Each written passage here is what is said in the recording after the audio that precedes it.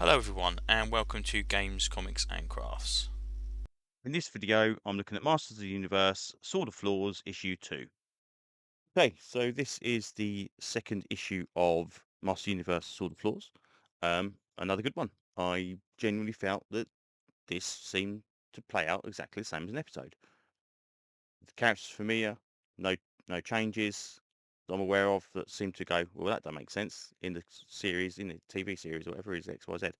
Um, I suppose it depends really if you're watching the original TV series or another TV series. But to me, I've only ever really seen the original TV series, so yeah, this works. Anyway, so we flash back to when He-Man as Adam was a kid and actually getting Fringer for the first time, which is pretty cool. And then we see that they're back at the castle. Mechanic has been brought in and basically explains that they had those eruptions that caused the problems, and that he saw another power sword buried under the thing.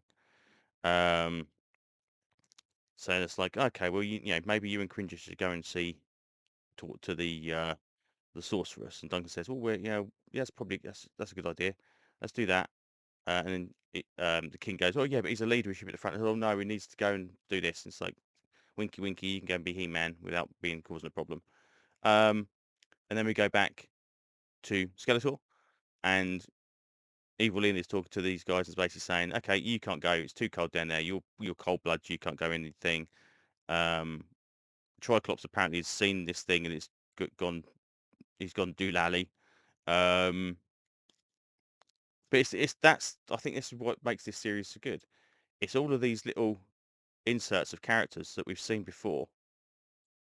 They don't have to be prominent. They don't have to be. You don't have to jam everyone in, and no one has to have a line or an important part in the actual story. But they're there, and they should be there. And I think that's really really cool. Um, Meanwhile, the sorceress says to Orko, right, we need to go and sort this out into the depths of Castle Grayskull to find any mention of this other sword because it's not here. He-Man go and investigate, see what's going on. So off they go. Again, they go in this little skeleton thing, which is carrying them, which again, another cool toy thing. We even get the little rock man. We get the horse, which is another toy thing. I actually thought the skeleton thing was a Skeletor thing, but that's cool.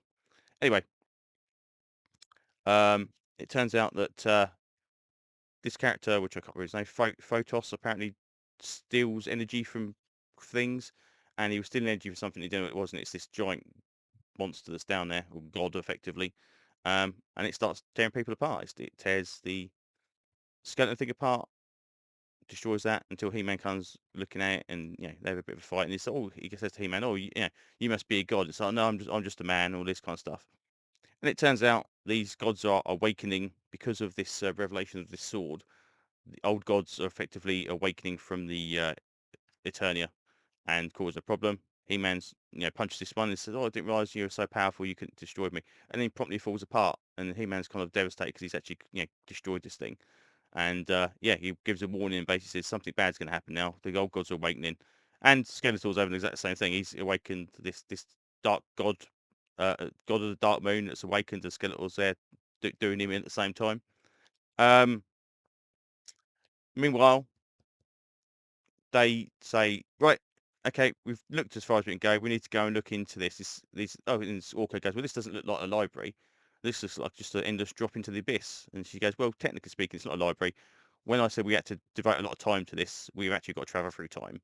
And they're going to Preternia, which I suppose is pre-Eternia, prehistoric Eternia, which means we might get to see that cool toy they did not long ago. I think they did that He-Man, like barbarian style He-Man-y kind of character, the first He-Man, effectively. Um, so yeah, just think the series just is so well written. The artwork's very very cool. But I just love the idea of having the kind of these characters pop up and just be in the background, and I say it just genuinely feels like a TV episode. It's very very good. So I might even go back and see if Dark Horse did do another series, because I think if they did, I will go either try and pick up the trade or pick up the individual issues. But yeah, really did enjoy this. Thought it was very very good. So there you go. So if you're a He-Man fan of, I'd say any version of He-Man, but especially the original, definitely pick this one up. It's very, very good. There you go. Anyway, so thanks for listening, and hopefully I will see you on another video very, very soon. Bye bye.